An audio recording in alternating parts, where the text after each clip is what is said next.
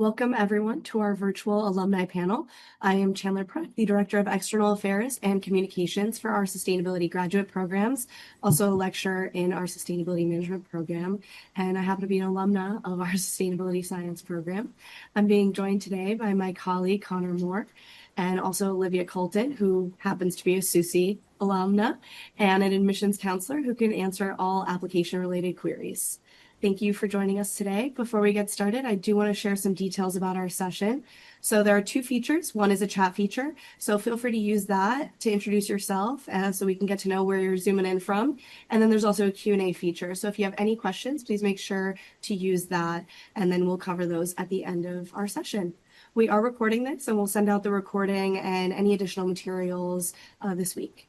So with that, I'm going to briefly introduce each of our alumni panelists, and then you'll get to hear directly from them about their experiences. So Jan graduated from our Sustainability Management program in 2022. She's an associate consultant on the Sustainability Advisory team with Arcadis. Then John McGlinn graduated this past May, and he will be starting as evaluation associate at Marshall & Stevens. Then we have Kaitlin Reese, also a recent graduate from our Sustainability Management program. She is a circular economy consultant with Eunomia, research and consulting. And then Santiago Oliva graduated in 2023 from our Sustainability Science program. He is a new technologies engineer at ENAMI in Chile. And then Tran graduated from our Sustainability Science program in 2022. She is a strategic planning senior analyst with climate resilience from Edison. All right, with that, I'm going to have each of them give a brief intro, and then I'll jump into questions. Thao, let's jump to you. Yeah, hi. Hi, everyone. I'm Thao Tran, and like Chandler said, I am Strategic Planning Senior Analyst at Edison. So my department is Strategic Planning, and we deal with, long-term strategies for, different commodities, gas, steam, electric. But my team is specifically focusing on climate resilience. So how we think about climate resilience for the, infrastructure the next 10, 20 years. So my team, give the engineering and planning teams the future climate projections, and then they will decide what to do with it. So I like to describe my team as, like the climate translator for the company. And then before Con Ed, I had a few years in teaching and education management, and then a background. My undergrad degree was in environmental science. Thank you for having me here. And I'll pass it back to you, Chandler. Thanks, Thao. Santi?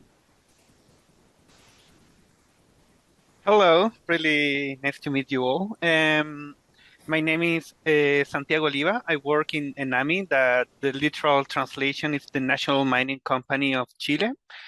My work right now, the title, it's New Technology Engineer, but my real role is to evaluate all the implementation of new technologies and how to prevent all the environmental impact of a new lithium project, and in the context of a public-private partnership of a $3 billion project of lithium extraction. And my role there is to promote all the new technologies that can be utilized so we can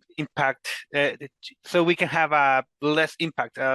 Sorry, I haven't spoken English for a year so far, but but we want to prevent the impact in all the environment. So it's a really interesting project. My background is in chemical engineering. I studied chemical engineering in Chile. Later, I worked for sustainable solutions in mining, and then I went to our program to study.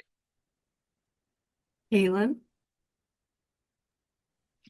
Hi, everyone. My name is Kaitlin Reese. I graduated from the SUMA program this past year, and I was working part-time. I was part-time in the program and working full-time in my current role as a circular economy consultant at Eunomia Research and Consulting. So we work with all sorts of clients, ranging from local and state governments to nonprofits to private companies as well.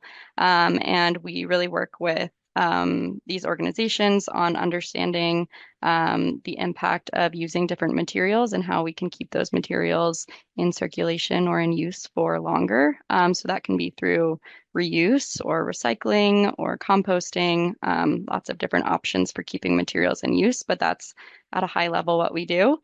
And prior to this role, I worked with the city of San Francisco on circular economy projects, focusing on green building materials, which I do less of now, but very similar, keeping materials in use as long as possible. In undergrad, I studied environmental studies, so had a very broad range of coursework in sustainability in undergrad, and then found the SUMA program to focus in a bit more on management. Yeah. Wonderful. John?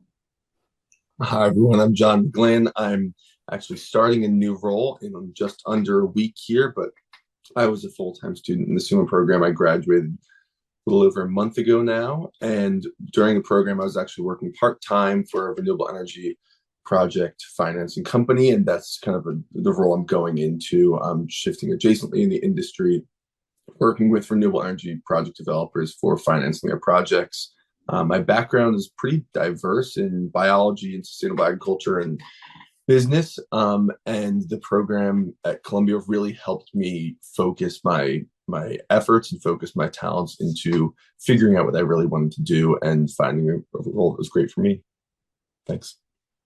Thanks. And Jan? Perfect. Thank you so much. Really appreciate everyone's intro and what a beautiful souls we have here. My name is Yan. I actually came to the States about 9 years ago as an international student from China. So if anyone's international here, welcome. And I started off with a lot of environmental knowledge that I have no idea that exists. So I changed my major from econ to environmental studies. So Kaitlin, shout out to you. And from there, I graduated amongst the uncertainty from COVID, but was really lucky to land a job in renewable field. And that's how I unpacked the possibility of having a gig in sustainability field. And then when I find SUMA program, I was like, okay, this looks fun. It's very different and very holistic, versatile in a way that I feel like challenge my understanding of what sustainability could be or a career could be. So I joined the program and successfully pivot my interest from renewable energy to corporate consulting. So right now I'm associate consultant at Arcadis, North American Sustainability Advisory Team. Our SA team sits in the segment under resilience. That we work with a lot of client in the private sector where they care about their measurement work. So I primarily deliver a lot of sustainability measurement work, such as GHG inventory, carbon emissions, product carbon, and then we pivot over to the net zero commitment. So what will be their target trajectory look like? And then decarbonization modeling, which is more focusing on, okay, after the low hanging fruit, what do you do with your emissions? What do you do with their storytelling? Along with the CDP reporting, SASB, GRI, all the framework. So we can dive later to detail if anyone wants to know more. And they taught us all from SUMA program. So really happy to be here. Thank you. Thank you so much.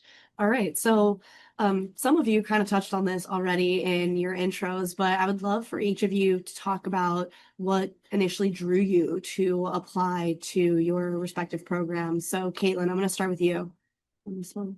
Wonderful. Yeah, so I think there were two key things that really drew me to the SUMA program. I was looking at a range of programs, and with my interest in circularity and the circular economy, that was a big factor for me when I was looking at different programs. And so the concept of the circular economy is one that started in Europe. So most of the programs that I was looking at were actually based in Europe. The SUMA program is one of the only programs I looked at in the US that at the time even had a course on the circular economy. So that was a big pull for me.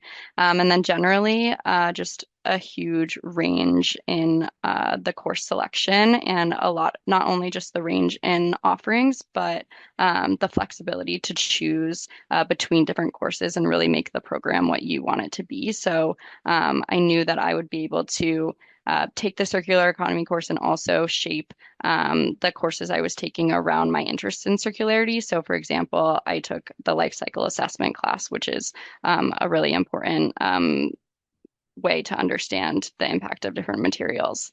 And then I'll say one more thing. I don't want to steal too much from others. But I also did some digging on LinkedIn when I was looking at programs and was really, really impressed by the range of positions that different alums from this program were in the New York area, as well as just all over the globe. So understanding that there would be a really strong alumni network coming out of the program was also really important for me in selecting the SUMA program. John? Thanks, Kaitlin and Chandler. I actually reached out to Kaitlin when I was looking for jobs and looking around at different opportunities in my first semester. And what really drew me to the program was, as I mentioned in my introduction, I had a strange variety of intern experience and work experience, from working and doing research on a sustainable farm in Pennsylvania to working doing land valuations for a financial firm here in New York for carbon credit projects. And I was in a contract role conducting life cycle assessments for the transportation of olivine to indigenous farms in Brazil. And I was really looking for my next steps. And I'd seen a couple people go through the program and seemed like they were finding success in their careers. And I was looking for a little more guidance in terms of sustainability, that I knew I wanted to be in the sustainability space. I've been passionate about it for 5 years now. And I knew that that's the area I wanted to dedicate my career to, but figuring out exactly how you're going to apply your talents and skills and interest is what really was an impetus to get me to join the program and apply in the first place. And I found a lot of success in meeting a ton of different people since then, and just communicating with peers and different advisors like Chandler in helping me kind of figure that out as I'm moving along. Thanks, John. I love getting shout outs. Jan, let's go to you. Awesome. So I think as an international student, sometimes it's really hard to gather information from your friends and family because they're not from here, and they can be like, I'm a proud dad, graduated from somewhere, and then you should go there. And from that, I feel like you really have to build out your research and your network. And I remember when I was searching for a master program, I was searching amongst a few top programs in the country, but one thing that really is important to me is the location of the program, like the university where it is at. I feel like that connects largely and speaks loudly and what kind of people, what type of people you can have access to, and you can really pose too much hurdles to yourself when you want to make genuine connection, especially now we're back in person.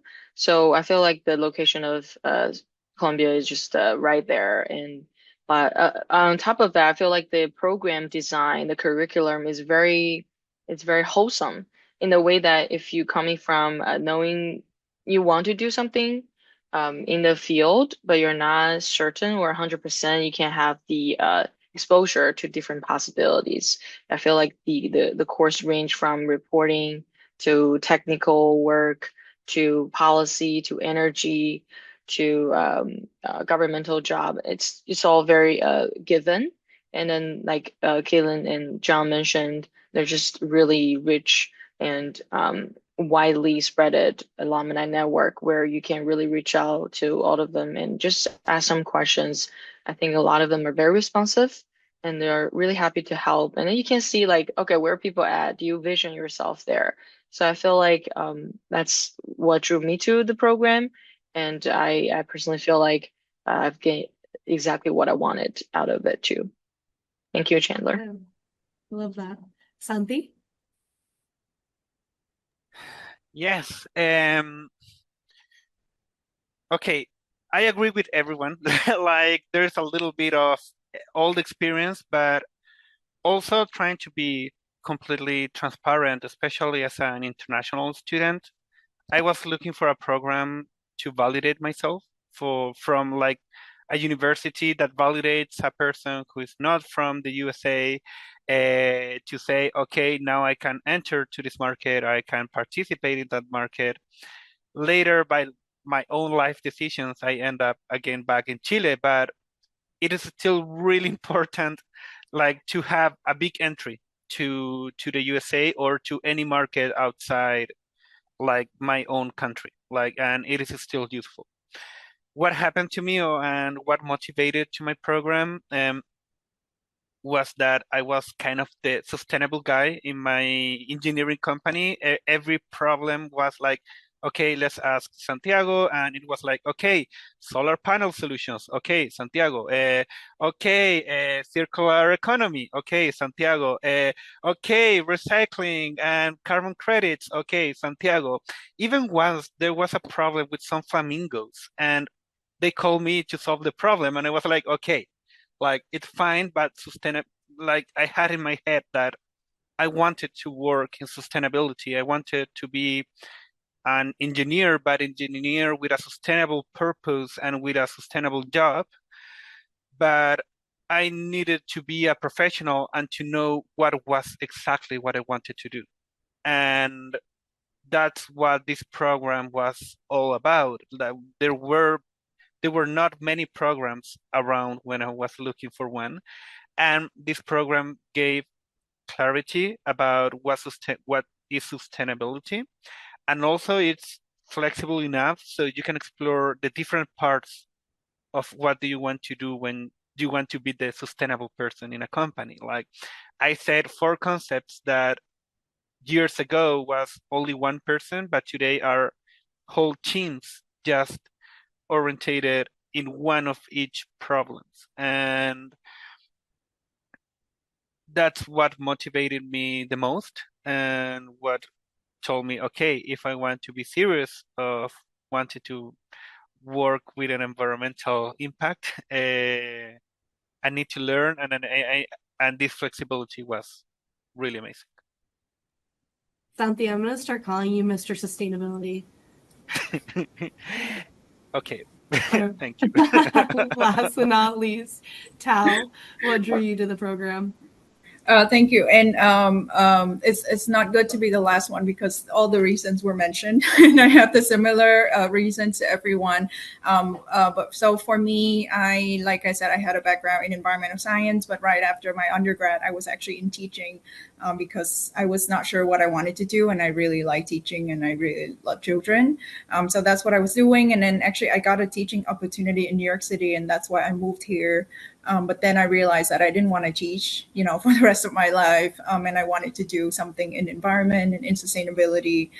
So like, I think to echo the Yen's point where location is so important.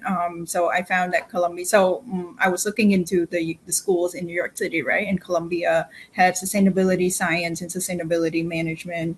And I had a background in science, so I was very interested in the science program. And to, I think, Kaitlin's point, when you're in the program, is how you want to make it, right? So I think when I looked at, the class offerings, like the projects that students did, I was very, drawn into that. I think everyone came into the program wanting different things and then have different starting points. For some of us, we know exactly what we want. Like, I think Kaitlin said she knew she wanted to specifically focus on circular economy. For me, I came in not knowing what I wanted, but because I saw that I could get to know a little bit of everything. So I could decide, and then I will get to meet professionals from, different fields as well, but, all in sustainability. So I think that was the reason why I chose the program. And I know that the connections I will be able to make are going to be very helpful for, future career and opportunities. But yeah. That's a great segue. So some of you, had jobs or roles while you were in the program. Like Kaitlin, you were working while you went through the program. But Thao, I think that you mentioned on another panel that we had that this program really helped you get your current job. Can you speak to that a bit? Mm-hmm. Yeah, thank you, Chandler. And great memory, by the way. I took a class, and that's actually my favorite class is climate science. I think modeling for climate science for or climate science for decision maker, something like that. So it was a class about future climate projections and how you interpret and analyze IPCC data for, temperature, precipitation, sea level rise. So in that class, it was like very difficult, but I got to make really great friends, and one of them was someone who was working at Con Ed. And then like we worked together. I didn't really have an intention, like to be friend with her so that I could, potentially work there. I didn't even think I would work at Con Ed. But then, after graduation, no, sorry, my last semester, I was just looking at jobs and I saw that Con Edison, and I just put in a search key, anything that's climate. And then I saw that Con Edison had an opening for, a climate analyst in strategic planning. So, like using the climate science for, making decisions in improving infrastructure for the future, because, New York City is experiencing, hotter temperature, more flooding. As you can see, we had like a recent heat wave last week.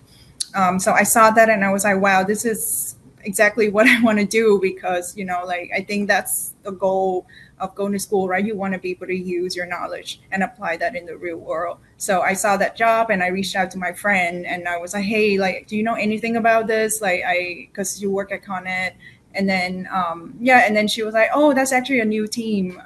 And it sounds very exciting. And then the manager at the time for the new climate team was actually working with my friend in the past, some other team in Con Ed.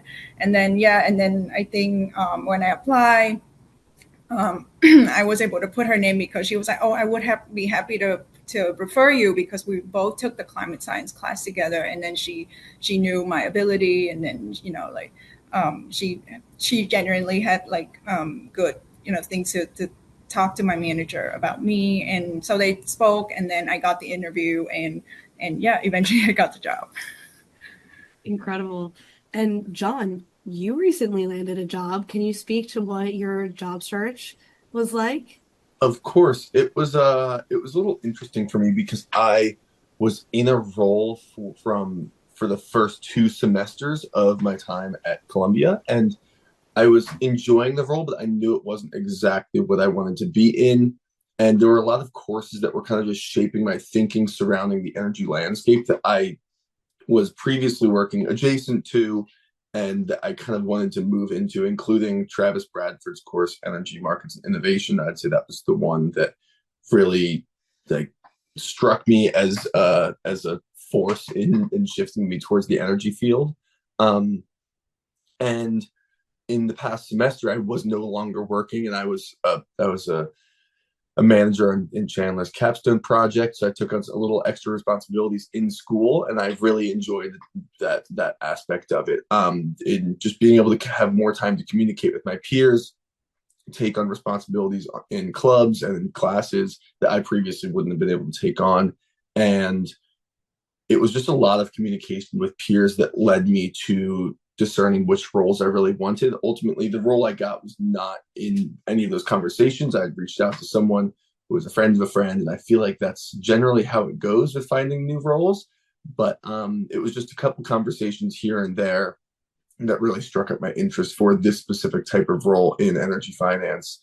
And I got an offer a couple weeks ago, and I'm really excited to start soon. Well, congrats. Thanks. Thank you. And this is a great segue because both Thao and John spoke about classes that help them. So I would love to hear from the rest of you, Jan, Santi, Kaitlin, about courses that you found really impactful, or your favorite class, favorite professor. Kaitlin, you have to say me. I'm kidding. But let's start with Kaitlin on this one. Okay, I have so many favorite professors, Chandler definitely being one of them. I won't hesitate, I'm not being bribed. I won't hesitate to say that if you're doing your capstone in the SUMA program, Chandler is an amazing advisor to have. And I think a class that I want to give a shout out to because not many people take it. Well, there's a couple, but the first definitely is Claudia Dreyfus's class, writing about science and global media. I think that's the full name. There are a lot of long course titles in this program, very descriptive, but her class is, it was so, so useful for me. I do a lot of writing in my current work.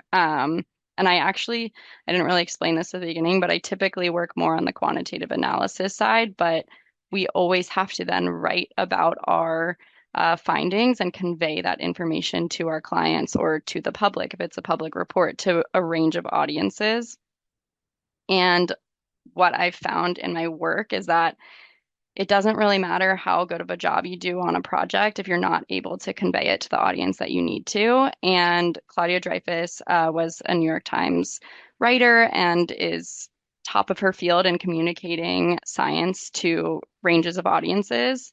And it was a really small course. I think there were 10 of us over the summer, and we would workshop our writing together in front of people. She is brutally honest with your writing, and you grow so much through it. And it made me a better writer and a better thinker. And I think it's so, so important in the sustainability field to be able to write and communicate about sustainability and about science in a way that will reach people. So I think that would have to be my favorite class and one I would definitely suggest taking. I couldn't agree more. Jan, let's pass to you. Perfect. Such a hard question, Chandler, but I would go with a GC measurement. In fact, I didn't take that class as a student. I took that class as a TA because I already finished all my classes and I had a internship over summer. You can do this, by the way, if you want to take a class as an internship. You can do that over summer or winter up to your needs as an international student. We can go there further later, but I just decided to be a TA because I also want to learn what's going on with the GHG inventory, because all the classmates I had, all the friends from the program said avoid that at all cost. So I thought, okay, could I just not avoid as a TA? And in fact, that class did help me to land my first, I was an analyst back then at Arcadis, because the professor who was teaching, his name is Ryan Meinke. He works as a VP at WSP. So it's also another engineer consulting firm. And then he walked in with confidence and talk about how inventory measurement works. How do you measure organizational level emission impact, carbon footprinting, but different from LCA, which is life cycle assessment. That is could be a little more speaking from the granular level of the emission hotspot. So I feel like I can understand this macro level of emissions and just really like the idea of the GG protocol concept and how this really group everybody, or meaning entities to speak the same language. So I reached out to him because I was reaching out to some other recruiters on LinkedIn, and one of the persons shared the same contact with him. So I was wondering, have you heard about this firm? Do you know this interviewer who's going to talk to me soon? And then he said, okay, I used to manage this person actually. They were my coworker in the same space. So it's really, really nice and easy to take these classes where you feel like, I'm not sure. I heard a lot about it, but I want to take a step to like essentially spark your interest, spark your imagination on what your career could look like. So I definitely recommend the technical classes such as GHG. I think it's minimizing the GHG emissions. And then I also recommend taking the LCA class with Professor Christoph. I feel like only if you take these classes, you will know that, okay, this is a legit career and not everybody can do it. And I challenge yourself to take at least 1 or 2 classes that is going to maybe stretch you a little bit in some ways, but also have some late night, library time with your classmates and then become your friends for a lifetime. That's my recommendations. I love it. Thank you. And some of my closest friends are on this call. Santi, let's pass to you. Okay, I want to say a different class because we all love Claudia Dreyfus. Please take classes about writing. Like, please, she's brutally honest, but we need it. Like she once told me, like every Chilean has a really characteristic kind of writing, and I hate it. But I don't care. I learn it a lot. I improve my writing, and it is important because ChatGPT can help you a lot, but it's not everything. And you need to understand what is the kind of writing, the reasoning, and everything. And for example, today in my work, I'm the one who corrects all the writing in English. Like that's part of my, hey, you are really good at it. And it's part of the different things that you will have to do. I want to say that there are like the three big classes that you must take. That is like, of course, writing, second DHG or LCA, like because that's parts of the big discussion in in sustainability in big companies, and for sustainability science, having knowledge about GIS. That's also really important when you will be working. You will get the maps because normally when we talk about environmental impact, it's in a location. It's not in an abstract concept. And a KMCDA, I don't know how to pronounce it correctly, but all these maps are passing around, and being able to take them, operate with them, and to edit all those documents, it's really important for your professional life. I think those three are really important. And one of my favorite classes that for me was surprising how useful it has been for my professional life is international environmental law, mostly because right now I'm working in a public-private partnership of a lot of millions of dollars, and it's from a Chilean company with an Australian company, and knowing about the regulation and has helped me to have an impact in my job in that process. So that has been quite interesting. It's kind of niche, but it surprised me how useful it has been. Thank you. Those were great recommendations from all of you. So I kind of want to pivot into student life. So I don't know about all of you, but I know that John was part of Build a Green. So John, I'd love for you to start and speak to your experience there, and then the rest of you, if any of you were part of a club or want to speak to student life experiences that you had, I would love for you to jump in, but let's start with John. Thanks, Chandler. One thing I want to touch on about the previous question is that there are courses that are really great, but one thing that I learned in mostly my first 2 semesters is that you're going to encounter courses that you think are interesting and ultimately kind of shape your thinking into, I don't want to do this. That's not to diss or be mean to any professors or students in those courses, but I had come in with LCA experience, and I was taking courses in emission accounting. I realized this isn't for me. I mean, there's plenty of people here who are very good at that, and you'll meet people in your courses that excel in that area and really want to take on that load. But I realized fairly early on that I was not a data scientist, and I won't be a data scientist, but it's applicable for the people who do want to be. So I can move on and take a new course in knowing that, and hopefully shape my thinking into what I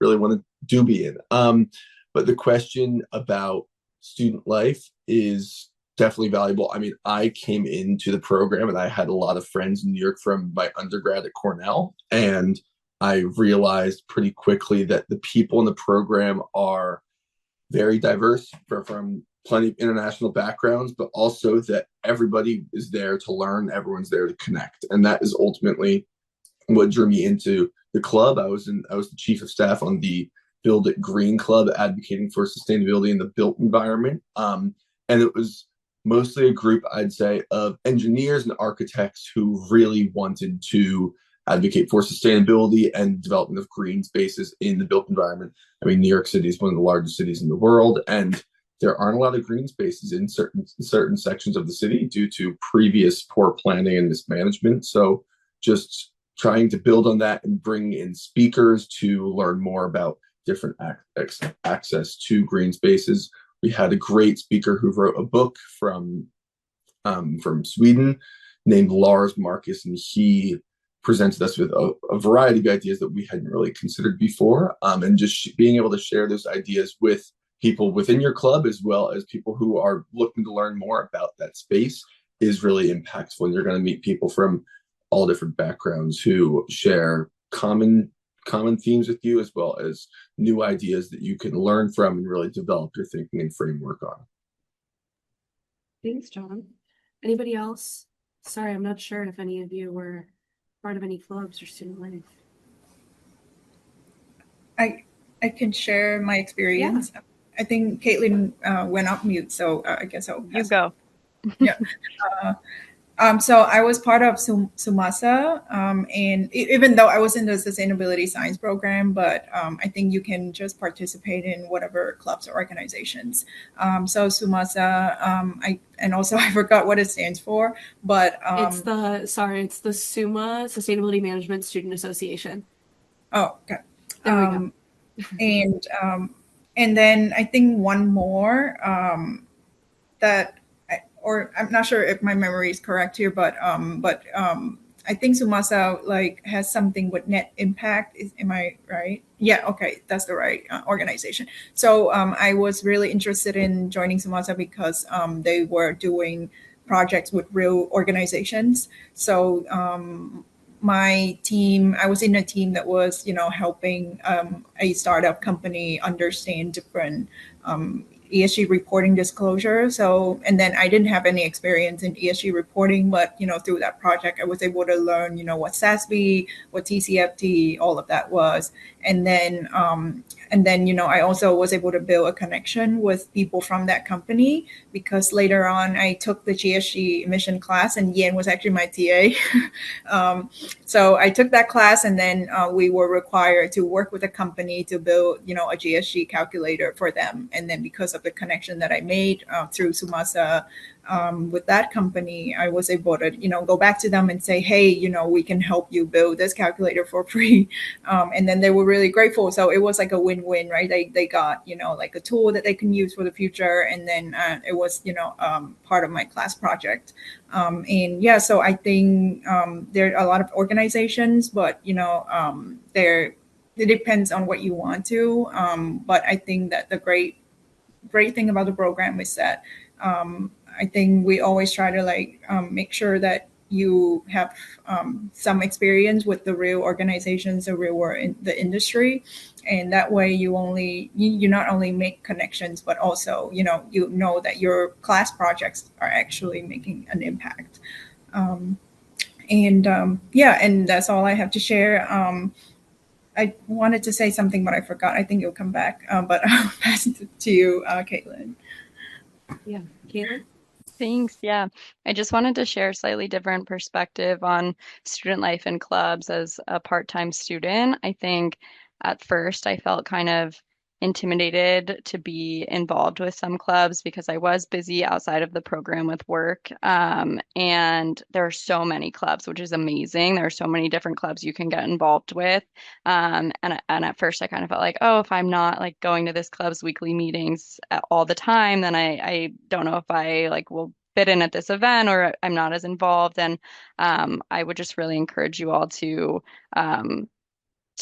go to as many events as you want to and have the capacity to. There's so many going on and lots of people are dropping into different clubs, events, and aren't going to all of the weekly meetings. So feel comfortable putting yourself out there. And I think John touched on this. People are in this program to connect and coming from a range of different backgrounds. And so that's the whole point. Go to these different events, talk to different people, learn about different things, and don't feel like you have to be a full-time member of the club to engage with the different events going on.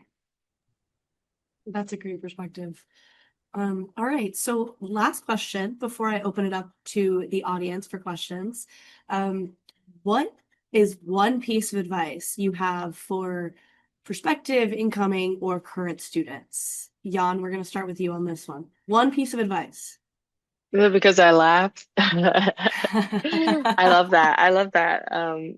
It's such a rich question, and and I feel like you should go with immediately what you think of. I think one piece of advice going to the program is I think open-minded. Be open-minded. I really think um we tend to stick with what we think we know and trying to dodge some bullets from the program. As we all know, this is a very prestigious school, and some professors are known to be a little harsh in grading, or some subject matter you feel like, would I ever need it?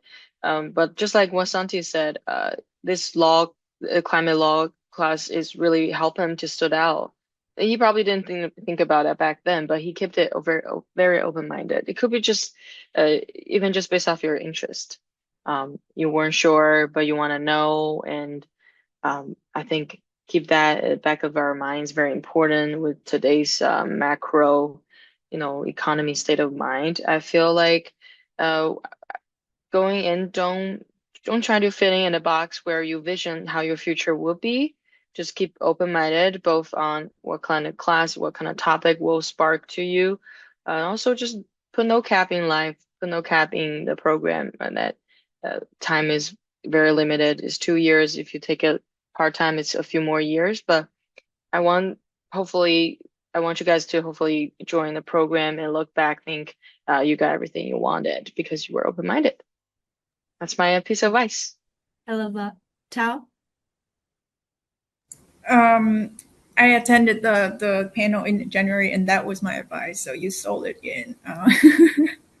No, I'm just kidding. She was not there. But yes, I think being open-minded is so important because, like I said, I came in not knowing what I wanted to do, but then and I was worried too. And then some classes I didn't intend to take, but then I just took it because it fit my schedule. But then they turned out to be really great class. I built great connections, and yeah, don't worry about class that seems to be like too technical, because you have your peers and colleagues and TAs, professors who are there to help you, and they're really great resources.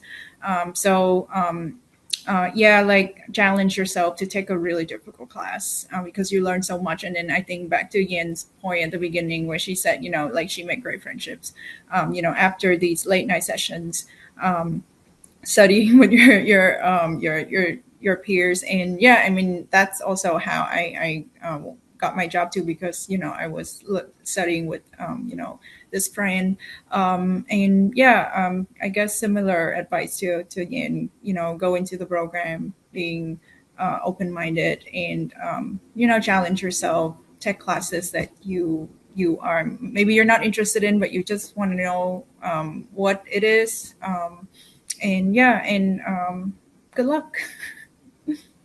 All right, Santi?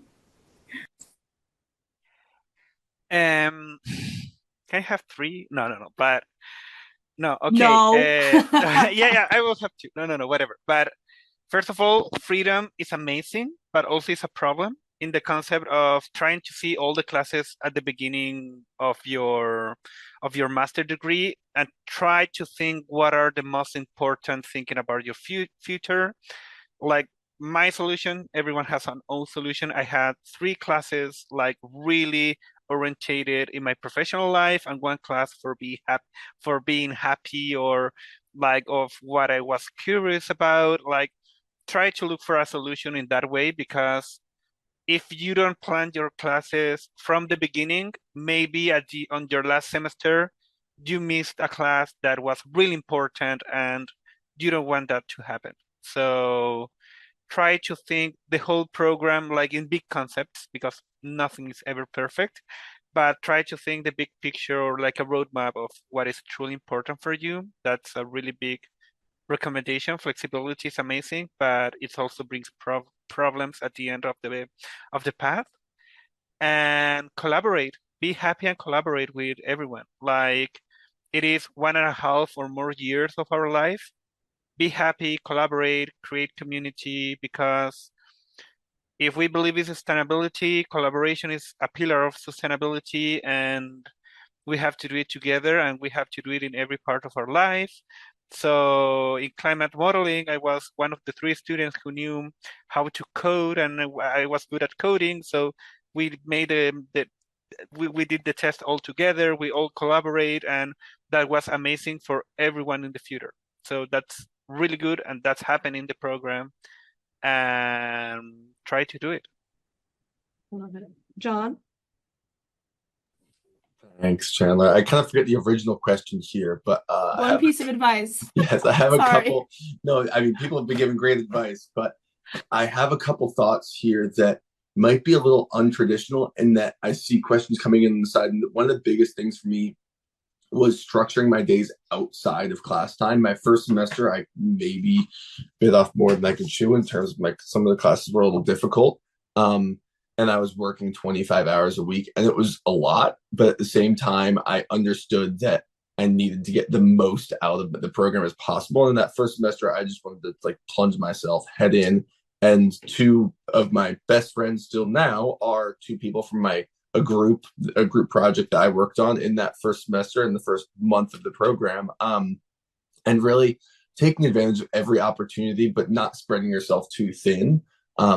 While I was working in the first 2 semesters, I wasn't working this past semester, and I had a lot of free time on my hands, and I really just decided to explore the city and try new things I would have never done before. I saw countless museums and was always just on the move around the city, and I absolutely loved it. Like, I wouldn't trade that time for the world.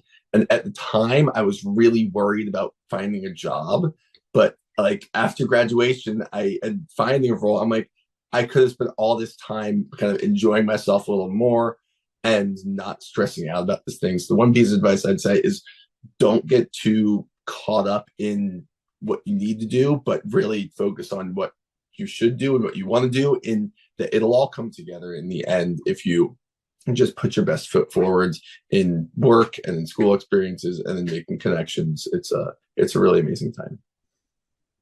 John, I like that. All right, Kaitlin. Okay, I have 2, but I'm grouping them. So it's 1. My high level advice is simply just to talk to people. And then I think kind of 2 sub ideas under that is we've talked a lot about course selection, and there's so much flexibility, which is amazing. And I think it's a really common question for incoming students thinking about what courses they want to take, wanting to hear advice from others. Listen to others, talk to people, listen to others, and also take it all with a grain of salt, because I mean, you've heard different perspectives on this panel. You'll hear from different people, you have to take LCA or don't take LCA, it's horrible. And so listen to your own curiosities while listening to other people and make your own decisions at the end of the day. And I think the same thing goes for different professors too. We all have different learning styles, so different professors will jive better with different students. So talk to people and listen to yourself. And then same goes for socializing. I think this thought has been kind of threaded through a lot of the advice you've heard already, but these people that you meet through this program are so interesting and have so much different experience. Learn as much as you can from each other and just have fun, make friends. I mean, that's the best. These people will be your future employers, your future employees, different people that you can partner with on different projects, or just have friends, be lifelong friends with, and learn from each other. And so, yeah, I think this has been shared through others' advice as well. But socialize, have fun, and enjoy your time in the program. Thanks, Kaitlin. That was a great way to end. I also have a piece of advice, which is read your emails. Everything is in your email, I promise. I always say this, nobody listens, but yeah, read your emails. And with that, I'm going to open it up for questions from the audience. We already have a bunch in our Q&A box, so let's see. Okay, somebody has said that they are interested in pursuing a career in sustainability, but they've been told that there are limited entry-level opportunities in the US. Can you share your insights on how to navigate this challenge and break into the sustainability field during or post-masters? I can take that one. I did struggle a lot looking for roles right after undergrad. I was a bioethics major at Cornell with a minor in business, and I was looking for roles in the environmental space, and I really struggled. I'll be honest. I to be quite frank, like I did not have the best grades in undergrad, and I was offered up a kind of a contract role with someone that I had been in communication with for a while. And I ended up applying to the program because I was not finding that success that I wanted to in my niche. But ultimately, through the program, I realized looking back that there's more than one way to get into an industry. There's a lot of people who work in the field I'm in. There's a lot of people who work in finance before moving over into renewable energy development. And I think it's important to realize that you can't pigeonhole yourself into an industry. Like, it's amazing getting an environmental science degree is definitely impressive, and it's definitely shows that you care about the state of the world, the state of forests and ecology, and whatever your focus may be on.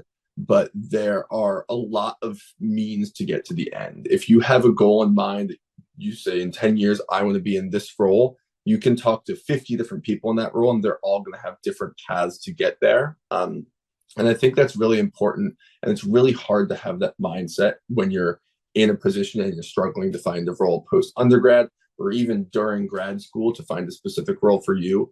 But ultimately, the role I'm entering now, I would never say is a 10 out of 10, but I have my 2030 goal. And I think whatever steps I can take to help get me there. And I'm still making connections with Columbia people that I hadn't had before.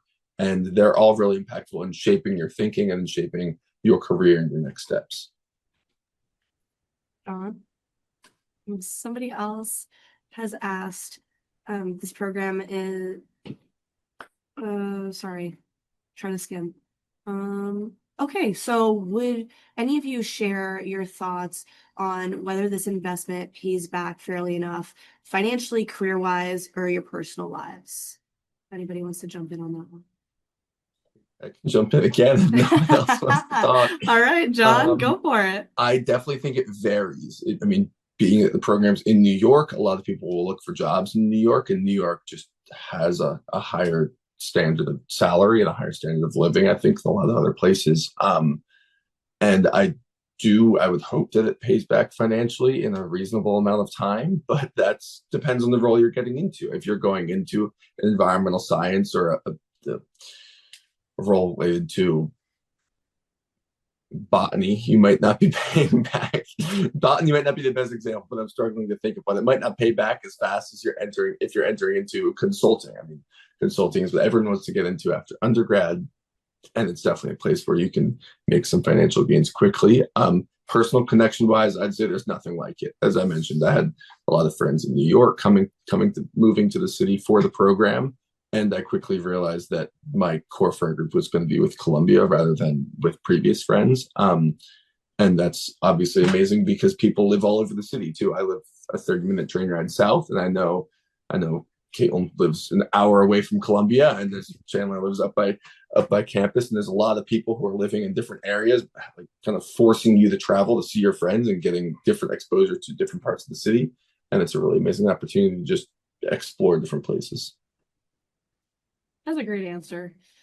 I was gonna jump in and sorry, Kaitlin. I was just gonna quick say that Santi and I are close friends, and we actually went to Bangladesh for 2 weeks in December and January for one of our friends' weddings from grad school. So I just wanted to share that you really do make some great friends in these programs. But Kaitlin, I'll pass to you.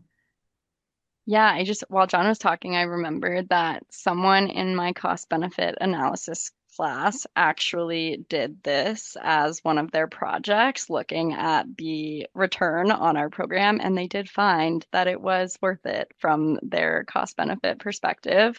But I think to that end, it's a hard question to answer because it is a really personal question. I mean, it just depends on your financial position and also what you're looking for in a program. For me, this program was a lot of what I was looking for, and I feel like I definitely got what I wanted out of this program. And I think also there certain people come into the program with scholarship opportunities or different financial situations. So it's a hard question to answer, but I would say yes, worth it. Thank you. Okay, let's see, what else do we have in here? I know we did go around and give advice but somebody else is asking for recommendations or tips on how to better prepare for your study in the program. Would anybody like to jump in? Thao? Yeah, I would say I think time management is so important. Make sure you, like prioritize, because I think when I was taking a class, I was working part time and then taking like 3 classes. So I was like between part and full time. And I think that for me, that was manageable, but also be aware of, because you have a lot of group projects. So make sure you be aware of your colleagues' um, time and all of that as well, because a lot of them work full times and the only time that they can meet is at night. So keep that in mind. And the classes are all in the afternoon and in the evening. So I think time management is very important. And yeah, I think, and also back to everyone's point, make sure you know what you want, choose, class strategically. And yeah, but I think at the end of the day, just try your best, but don't forget to have fun. Yeah, and I think that's especially important for capstone because you're in such a large group and you really need to understand, people's time and yeah, meet outside of class for sure. So I think that's especially important. But Kaitlin, I think I saw you unmute. Did you want to jump in? Yeah, I was just gonna say, I think Santi mentioned this, but just if you are going to be full time, that first semester can be really important. So definitely worth thinking about the courses that you want to take over your entire program and stay open-minded about it, but it is worth thinking about that before you go into your first semester, I think, because there are a lot of options. And then in terms of preparing for certain courses, I think I don't think anyone needs to necessarily prepare for the first semester, but if you do know you want to take maybe a more advanced Excel class in that first semester and you haven't used Excel in a while, for example, like you definitely could brush up on those skills going into the semester, but definitely not necessary. Santi, I saw you raise the hand. Yes. For preparation, I will talk with some alumni, like this kind of conversation about what is important, what is not important, and also about time management in the concept of where is good to live in New York, where is not good to live in New York, what is actually interesting. Like after a semester, you will, at least me and my friends, we never went to Times Square again after the first semester. It's like, I don't know, like you discover different parts of the cities, where is worth it, where it's not worth it, and to have conversation about what is being discussed in sustainability. And so another recommendation that it's something that I did, but not everyone did, is that read the news about what is being discussed in sustainability before you arrive. So that way, I don't know, maybe with the eruption of AI, maybe coding won't be that important. But when we entered, coding was really important, and having advanced Excel or advanced like different knowledge, it's really important. So being updated of what is being discussed, what are the different panels, what are the main topics, will help you to look your curiosity and to have your open mind well directioned. Like, okay, maybe today this other topic is the new topic of the future, so maybe we can go in this way, and you will be discovering different parts, and that's my recommendation. Thank you so much. All right, so it is noon. So we are out of time. I know that there are a bunch of questions in the chat still that we haven't covered, but because we are out of time, I'm going to cut it here. If you do have additional questions, please reach out to us, sustainability@sps.columbia.edu, and we would be happy to answer them. So yeah, with that, I'm going to wrap this up. Thank you so much to our alumni that participated in this panel. Loved getting to chat with you, and thank you so much for sharing your insights with this group. So yeah, thanks everybody, and have a great day wherever you all are in the world. Thank you, everyone.